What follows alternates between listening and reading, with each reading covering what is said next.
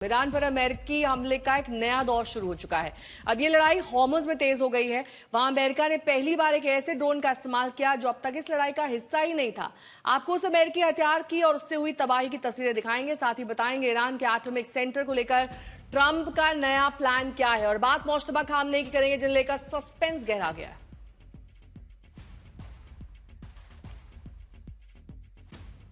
America का mission बेहद स्पष्ट है। वो हर हाल में ईरान को तबाह करना चाहता है, उसकी सैन्य क्षमता को पूरी तरह ध्वस्त करना चाहता है, इसके परमाणु केंद्रों को मटिया मेट करना चाहता है। और इसी संकल्प के साथ ट्रंप लगातार अपने ऑर्डर भी दे रहे हैं और ईरान पर अमेरिकी सेना टारगेट सेट कर रहे हैं। उसके लिए युद्ध विराम के बाद शांति की उम्मीद जगी थी, लेकिन अब तीसरी लहर में अमेरिकी फौज ने 3 बार ईरान पर एक बड़े हमले किए हैं और अब सामने आ रहा है कि अमेरिका ईरान के नए निर्माणाधीन परमाणु केंद्र को तबाह करने जा रहा है।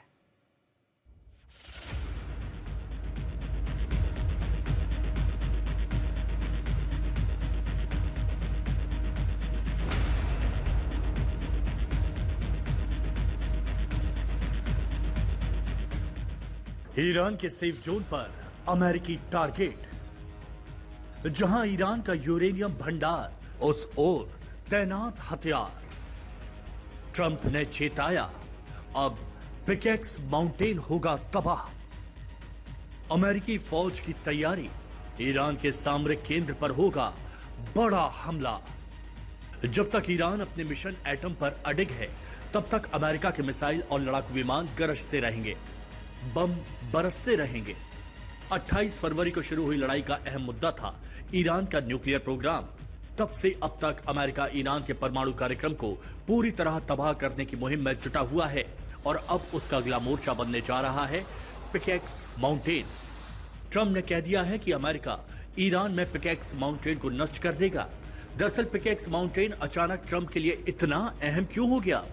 हॉर्मुज, चल डमरू मध्य, बंदर अब्बास, खार द्वीप और केशम द्वीप जैसे अहम सामरिक आर्थिक ठिकानों पर हमले के बीच अमेरिका को पिकेक्स माउंटेन के बारे में ऐसा क्या पता चल गया जो ट्रंप ने मिसाइलों का मुंह उस माउंटेन की तरफ मोड़ने की धमकी दे डाली? आखिर वो पिकेक्स माउंटेन इतना अहम क्यों है? तो जान लीजिए उस पिकेक्स माउंटेन के बारे में। खबर है कि ये ईरान का बेहद गुप्त और भूमिगत एटॉमिक फैसिलिटी है। नतांज परमाणु केंद्र से महज 1.5 किलोमीटर दूर है। शक है कि ईरान यहां यूरेनियम संवर्धन या सेंट्रीफ्यूज का निर्माण भी करता है। दावा यह भी किया जा रहा है कि ईरान के वैज्ञानिक 24 घंटे अपने परमाणु कार्यक्रम को बढ़ाने में जुटे हैं। राष्ट्रपति डोनाल्ड ट्रंप ने सोमवार को कह दिया कि अमेरिका ईरान में पिकेक्स माउंटेन को नष्ट कर देगा। ट्रंप ने साफ शब्दों में ईरान को बता दिया है कि अमेरिका अब पिकेक्स माउंटेन को नष्ट करने जा रहा है। ईरानी तैयार रहें। ईरान और अमेरिका के बीच युद्ध एक बार फिर गहराता जा रहा है और इस बार सबसे ज्यादा चर्चा हो रही है पिकेक्स माउंटेन की। अमेरिकी राष्ट्रपति डोनाल्ड ट्रंप ने चेतावनी दी है कि वो पिकेक्स माउंटेन को निशाना बनाएंगे। पिकेक्स माउंटेन जो ईरान का सबसे सुरक्षित न्यूक्लियर बंकर माना जाता है। ये माउंटेन ईरान की न्यूक्लियर फैसिलिटी नतांज के नजदीक है। ग्रेनाइट से बना हुआ ये पहाड़ और इसके अंदर का बंकर इतना सुरक्षित और गहराई में है कि दुनिया की सर्वश्रेष्ठ मिसाइलें भी इसे आसानी से तबाह नहीं कर सकती। पिकेक्स माउंटेन को लेकर अमेरिका की चिंता बढ़ी हुई है। इसकी ठोस वजह भी है। वैसे तो आधिकारिक तौर पर इस ठिकाने पर यूरेनियम संवर्धन को लेकर कोई ठोस जानकारी नहीं है, लेकिन एक्सपर्ट को भरोसा है कि इसका इस्तेमाल यूरेनियम संवर्धन या उसके भंडारण के लिए किया जाता है। जून 2025 की ये तस्वीरें आपको याद होंगी। तब अमेरिका और इजराइल ने ईरान के परमाणु ठिकानों पर बड़ा हमला बोला था। खबर है कि उसी के बाद ईरान पिकेक्स माउंटेन को डेवलप कर रहा है। आशंका तो यह भी जताई जा रही है कि ईरान ने अपने यूरेनियम भंडार का कुछ हिस्सा शायद पहले ही पिकेक्स माउंटेन सेंटर पर छिपा दिया हो। जानकारी के मुताबिक पिकेक्स माउंटेन पुराने परमाणु केंद्रों की तुलना में बहुत ज्यादा सुरक्षित और गहरा है। ईरान के दुश्मनों के लिए इस केंद्र को पारंपरिक हथियारों से तबाह करना मुश्किल ही नहीं, नामुमकिन भी होगा। ऐसा माना जाता है कि यहाँ बंकर बस्टर बम भी बेदम हो जाएगा, क्योंकि पिकेक्स माउंटेन का अंदरूनी हिस्सा ग्रेनाइट चट्टानों के नीचे करीब 2000 फीट ज्यादा गहराई में स्थित है। तो क्या अमेरिका पिकेक्स माउंटेन के लिए अपने ऑपरेशन में जमीनी सेना का इस्तेमाल करेगा? जो वो नाम देते हैं और वो कोहे कोलंग का नाम लेते हैं। को का मतलब है वो बर्फीले की बर्फ की बात करते हैं जो उनकी भाषा में है। अभी ये इसलिए इम्पोर्टेंट है क्योंकि जो फिजाइल मटेरियल है, जो इनरिच्ड यूरेनियम है उनका, सुनने में आया है, अभी सच्चाई तो किसी को मालूम नहीं है, ये तो सिर्फ सब लोग अपना असेसमेंट कर रहे हैं। अमेरिका भी अपना असेसमेंट कर रहा है कि वो जो इनरिच्ड यूरेनियम है वो इस पिकैक्स माउंटेन के नीचे रखा गया है तकरीबन 2000 फुट पर, और ये माउंटेन ग्रेनाइट का है। तो जो कोई भी हथियार जो अमेरिका के पास है वो उस डेप्थ तक नहीं जा सकता है, राइट। तो इसलिए अभी अमेरिका चाहता है कि जाके अगर वो उस डेप्थ पर ना जाए तो कम से कम उसको किसी तरह से न्यूट्रलाइज कर दें। अभी वो जो उसके रास्ते हैं वो बंद कर दे, या कुछ और है। ट्रंप का ताजा बयान संकेत देता है कि अमेरिका का अगला टारगेट पिकैक्स माउंटेन है। हालांकि उन्होंने ये भी कहा है कि फिलहाल पिकैक्स माउंटेन में कोई गतिविधि नहीं दिख रही।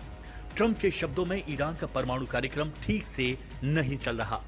ट्रंप की धमकी से साफ है कि ईरान के परमाणु कार्यक्रम पर अमेरिका नई और बड़ी चोट करने की तैयारी कर चुका है, और ऐसी सूरत में युद्ध के लंबा खिंचने की पूरी आशंका है। आज तक ब्यूरो। और इस बीच आपको बता दें, बड़ी खबर आ रही है, ओमान के पास एक बार फिर जहाज को निशाना बनाया गया है। ब्रिटेन की यूके मैरीटाइम ट्रेड ऑपरेशन से बताया कि 13 जुलाई को ओमान के लीमा से तकरीबन 13 समुद्री मील दक्षिण पूर्व में एक तेल टैंकर पर मिसाइली हमला किया गया। यूके एमटीओ के मुताबिक घटना की जानकारी सैन्य अधिकारियों के जरिए मिली है और मामले की जांच जारी है। अशरफ वानी मेरे सहयोगी जुड़ गए हैं तमाम जानकारी के साथ। ये जो जहाज पर ताजा तरीन हमला हुआ है, किस बात के संकेत दे रहा है अशरफ? नेहा, दरअसल ये तो हम पिछले 3 दिन से लगातार 4 दिन से देख रहे हैं कि जहां एक तरफ अमेरिका की तरफ से तीसरा दिन आज था हमलों का, कई सारे पोर्ट सिटीज पे जिनमें बंदर अब्बास, बुशेर और खाक द्वीप के साथ साथ जो है बाकी जो नेवी है ईरान की, उन पर हमले किए जा रहे हैं। 170 ठिकानों पर हमले का दावा अमेरिका की तरफ से किया जा रहा है। वहीं दूसरी तरफ ईरान बिल्कुल जो चाहता है कि स्टेट ऑफ हार्मुज पर उसकी पकड़ रहे। 2 दिन पहले उन्होंने स्टेट ऑफ हार्मुज को बंद करने की घोषणा की। उस बीच ईरान और आईआरजीसी का कहना है कि जो जहाज ईरान के आदेश और आईआरजीसी के आदेश को न मानते हुए स्टेट ऑफ हार्मुज को पार करने की कोशिश कर रहे हैं, उनको निशाना बनाया जा रहा है। हमने देखा कि बीती रात जो है 2 इमाराती वेसल्स को जो है निशाना बनाया गया आईआरजीसी की तरफ से। उनमें से एक ने आग पकड़ी। अब यूएई का कहना है कि आग जो है उसको नियंत्रण में लाया गया है, लेकिन उसमें बदकिस्मती से भारतीय एक नाविक की मौत हुई, 6 अन्य घायल है। उनमें 4 की हालत जो है नाजुक बताई जा रही है। 2 यूक्रेन के जो नाविक हैं वो भी उस हमले में घायल हुए हैं। उस बीच अब ये भी खबर आ रही है कि आईआरजीसी की तरफ से एक और यूएई के टैंकर को निशाना बनाया गया है। अभी तक इसकी पुष्टि नहीं हुई है, लेकिन जांच उसकी जारी है। उस बीच आज सुबह करीब 6 बजे से जो है लगातार बहरीन में जो यूएस 5th फ्लीट का बेड़ा है उस पर कई मिसाइल जो हैं ईरान की तरफ से दागे गए हैं, और उनका दावा है कि काफी नुकसान पहुंचाया गया है अमेरिकी बेस को। और उसी तरह जार्डन में भी जो है अमेरिकी बेस, उस पर भी जवाबी कार्रवाई जो है आईआरजीसी की तरफ से की गई है। ठीक है, बहुत बहुत शुक्रिया तमाम जानकारी के लिए आपका। तो अमेरिका के हमले जारी हैं। ईरान के अलग अलग ठिकानों पर भारी तबाही हुई है। हमले की नई सीरीज में अमेरिकी सेना घातक हथियारों का इस्तेमाल कर रही है। उन हथियारों का इस्तेमाल हॉर्मुज में हुआ है। उसे देखकर ईरान हैरान है, क्योंकि अमेरिका के आयुध भंडार से निकला वो हथियार पहली बार तबाही मचाता दिखा है। हॉर्मुज अब तनाव का सबसे बड़ा केंद्र बन चुका है।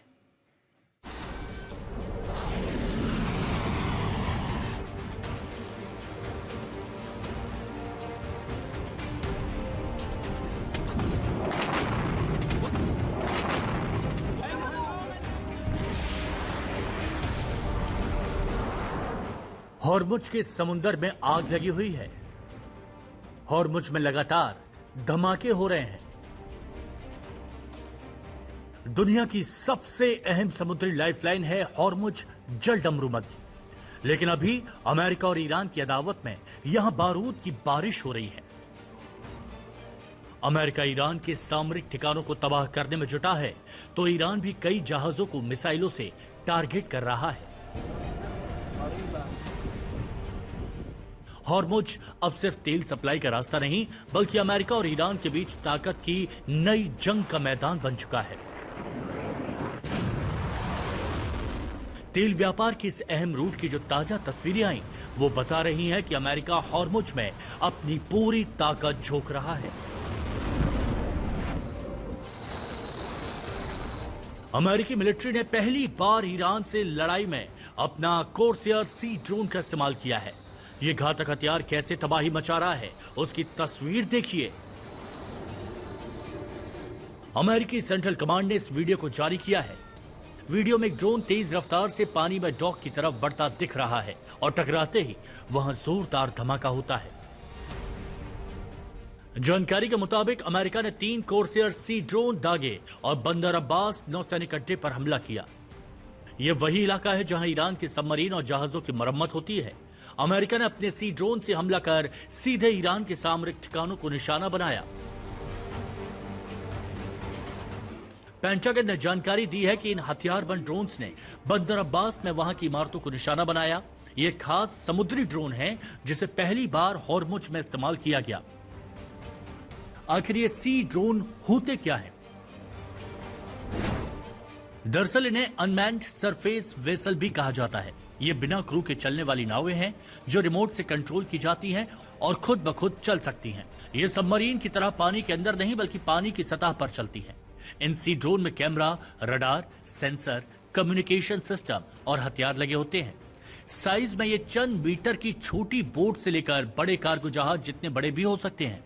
ये सुइसाइड ड्रोन है। जिस प्रकार से बाकी जो एरियल ड्रोन्स काम करते हैं ये उसी प्रकार से काम करता है ये। तो इसको ये कंट्रोल जो भी टारगेट है, फर्ज करो अगर टारगेट कोई पेट्रोल बोट है ईरान की या कोई इस प्रकार की या ईरान की कोई भी शिप हो, उसके ऊपर अगर उसने अटैक करना है तो फिर ये सुइसाइड ड्रोन भेज देते हैं। हाँ, और उसके बाद जाके ये उस टारगेट को हिट करके उस टारगेट को बर्बाद कर देगा। इसके अलावा उनके पास एक और भी है, उनके पास एक लूकस ड्रोन भी है जो लॉयटरिंग म्यूनिशन है। इस प्रकार के म्यूनिशन भी आपने देखा होगा भारत ने इस्तेमाल किए थे ऑपरेशन सिंदूर में, लेकिन ये लॉयटरिंग म्यूनिशन है। तो ये जो ड्रोन्स है ये भी शिप के ज़रिए से भेजे जाते हैं। वो इलाके के ऊपर लॉयटर करते हैं और उसके बाद जब भी टारगेट मिल जाती है उस टारगेट को वो हिट करके बर्बाद कर देते हैं। अमेरिका ने इन सी ड्रोन का इस्तेमाल उस वक्त किया जब हॉर्मुज को लेकर दावेदारी तेज है। एक तरफ अमेरिका के राष्ट्रपति डोनाल्ड ट्रंप कह रहे हैं कि अब अमेरिका हॉर्मुज का गार्जियन बनेगा, इसकी सुरक्षा करेगा और इसके बदले दुनिया से कीमत भी वसूलेगा। तो दूसरी तरफ ईरान के विदेश मंत्री अब्बास अरागची का सीधा जवाब, हॉर्मुज का गार्जियन हमेशा ईरान था, है और रहेगा। यानी अब लड़ाई सिर्फ मिसाइलों और ड्रोन की नहीं, हॉर्मुज पर नियंत्रण की भी है। Will be open. We've cut down their capability very substantially, but they're going to fight for a while. Our military has done a fantastic job, and the bottom line, though, and I say it to everybody, and I say it as much as you want to listen: Iran will not have a nuclear weapon. If we didn't bomb them with the B-2 bombers, that plane right there, if we didn't bomb them, they would have had a nuclear weapon long ago. Within 1 month from the day we bombed them, they would have had, if we didn't do it, they would have had a nuclear weapon. If they had a nuclear weapon, Israel would no longer be with us, and the Middle East probably would no longer be with us. Trump ने ऐलान कर दिया है कि America Hormuz जलडमरू मध्य की सुरक्षा की जिम्मेदारी अपने हाथ में लेगा। ट्रंप के ऐलान के साथ ही अमेरिकी सेंट्रल कमांड ने ईरान के खिलाफ समुद्री नाकेबंदी फिर से शुरू करने का ऐलान कर दिया, जिसके मुताबिक अमेरिकी नौसेना ईरानी बंदरगाहों की ओर आने जाने वाले जहाजों की निगरानी करेगी।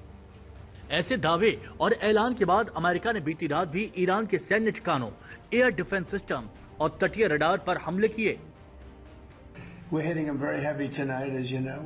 We have tremendous amounts of ammunition. We have numbers that we haven't had in years, and we're hitting them very hard, and it'll continue, and we'll see what happens. But we're knocking out all of their offensive capability, and we're controlling the straits. We're putting the blockade back, and it's a blockade not for anybody but Iran. In other words, anybody doing business with Iran can't go through. Everyone else will be able to go through.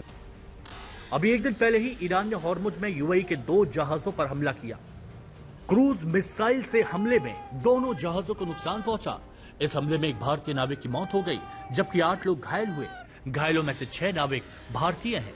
इसे लेकर भारत ने भी गहरी नाराजगी जताई और ईरानी राजनयिक को समन किया।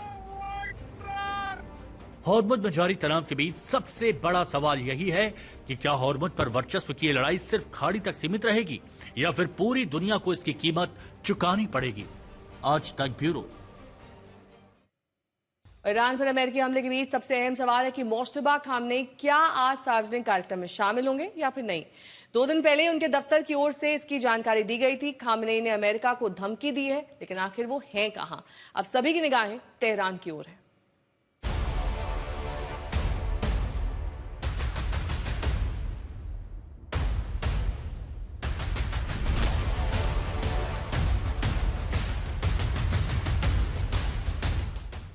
फरवरी को शुरू लड़ाई के बाद से अब तक मुश्तबा खामनेई सामने नहीं आए। वो बेहद खुफिया ठिकानों से अपनी फौज के लिए फरमान जारी कर रहे हैं, अमेरिका को धमकी दे रहे हैं।